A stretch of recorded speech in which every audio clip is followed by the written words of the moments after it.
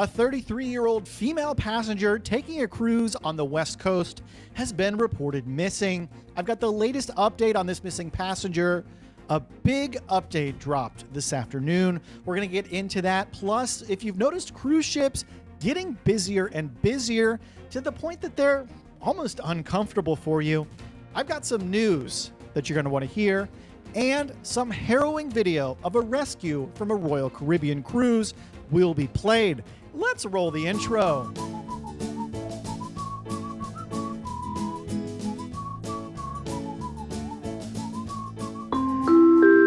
Hey, welcome to the Midships channel. I'm your Captain Corey. Thank you so much for stopping by the channel today.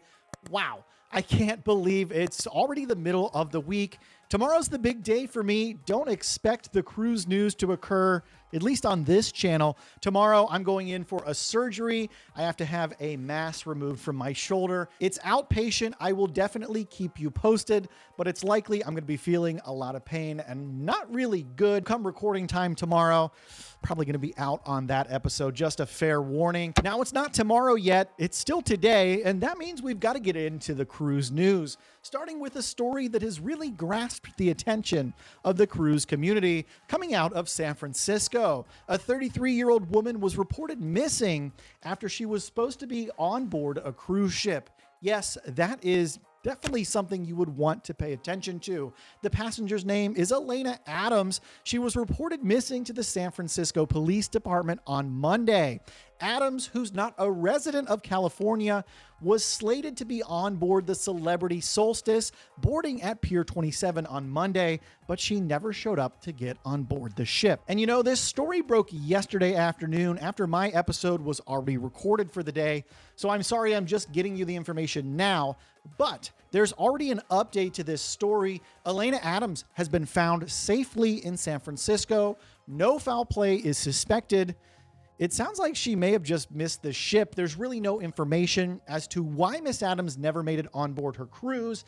Curious to see if a public statement is released now that this has become such a newsworthy situation. You know, passengers miss cruise ships all the time, but it becomes newsworthy when their friends, family, or loved ones are unable to make contact with them on an ongoing basis and they have to report them missing. That's when it becomes newsworthy. But it sounds like all's well that ends well in San Francisco. Hey, did you hear that one about the guy that got nervous during the earthquake? He started shaking uncontrollably. A little San Francisco humor for you. You know, earthquakes, they're not funny, but look over there. It's your reminder to head over to the Midships Amazon store and check out the amazing list of cruise essentials that I have curated just for you. It's the best way to support this channel and keep me here on this platform. It's getting rough over here, folks, in YouTube land. YouTube is not paying their creators right now. I'm earning about a third of what I used to earn from this platform. So any little bit of even just browsing and not buying goes a long way towards helping support your favorite creators here from YouTube. Check it out. There's a link in the description down below this video. Now, moving on with the cruise news, there's dramatic video today coming from the rescue of a cruise passenger about 200 miles off the coast of Port Canaveral, Florida. The U.S. Coast Guard said that on Tuesday, a cruise ship reached out to the Coast Guard watchstanders. Those are like what the helicopter rescue division is called. They reached out around 2 p.m. via satellite phone, stating they had a man on board a cruise ship that had an urgent medical need, and he would have to be airlifted off. And here is the video of that dramatic airlift. You can see the cruise ship didn't even slow down. It just kept moving right along. This looks to be a Royal Caribbean ship. They pulled him up off the bow helipad. You know, they've got that big area, a lot of room to operate and maneuver. But again, it's kind of surprising they didn't even really slow down all that much or stop the ship for this kind of thing. I guess that's just what they're kind of used to doing out there. Now, we don't have a lot to go on with this story. We don't even know the name of the cruise ship or the passenger. At this point, we know it's a 49-year-old male being hoisted up in the video, and he was medevaced to the Holmes Regional Medical Center for further care. Congratulations to the successful watchstanders for this medevac. Well, you may have noticed if you've cruised anytime recently that ships are about as busy as they've ever been. And boy, I tell you what, ever since I'd say about spring break of last year, I can't remember the last time I got on a ship and didn't face lines out the door at pretty much every venue. Waits to get into restaurants, waits to get a drink at a bar, having to check into sold out shows only to miss the show because it's sold out. It's just the reality of cruising right now. There's a heck of a lot of people, and the cruise lines really know how to pack them in. As a matter of fact, according to Captain John Murray, who's the CEO of Port Canaveral, the current busiest cruise port on the planet, he says cruising is back very strong and that the average occupancy of cruise ships departing Port Canaveral today is at or above 110%. And interestingly enough, Port Canaveral CEO added that they're getting tight on space in Port Canaveral and Florida as a whole. But he says Canaveral has some opportunities they're investigating to potentially expand their berths at the cruise port. This is the first we've heard about this, but with all the new flagship vessels from Carnival, Disney, Norwegian, and a heck of a lot more Oasis class traffic coming into Port Canaveral, it sounds like they're looking to maybe invest some more and grow the port even larger than just the 6 terminals they currently have. So some really interesting news. I've not heard that take up until right now. Honestly, coming out from Port Canaveral, I kind of wonder where they would even look to expand the port. Let me know if you have some thoughts on that. Now, a few months ago, I reported on your opportunity to take a cruise to see a total solar eclipse, a full eclipse of the sun on Princess Cruise Line. They had a couple options for you, 2 ships. This is the last time you will have the opportunity to view this type of eclipse in North America for 20 years. The next one occurs in 2044.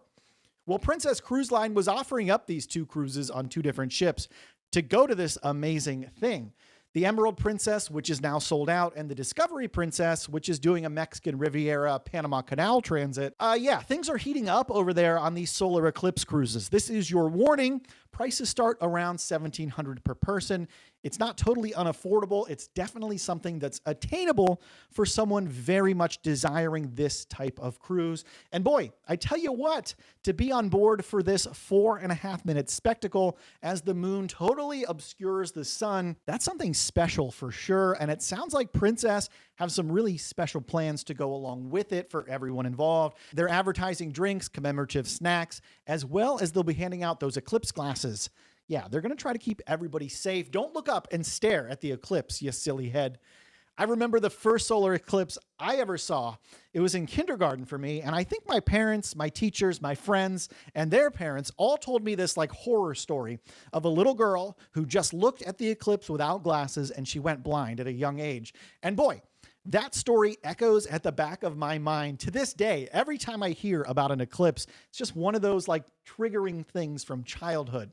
You got a story like that? A similar situation that you were told, like, don't make this face or it'll freeze that way, that kind of story? Hey, if you want to take your chance at seeing this eclipse, it all goes down Monday, April 8th, 2024. If you made it this far into today's episode, please make sure you get subscribed to the channel if you don't want to miss these daily cruise news updates from this guy. Yeah. And if you love cruising as much as I do, the only way that you can prove that to me is by smashing that thumbs up button right down there and leaving a comment down below to tell me you love cruising more than I do.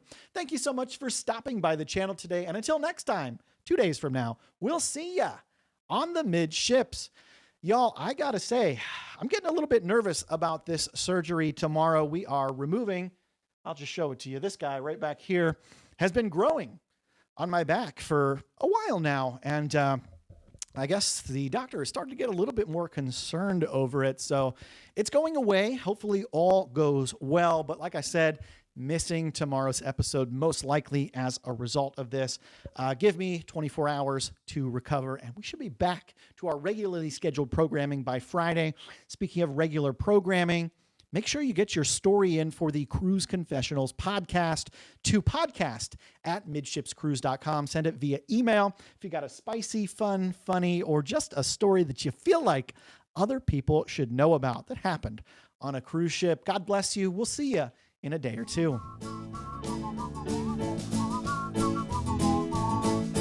La la la la la la la la la la.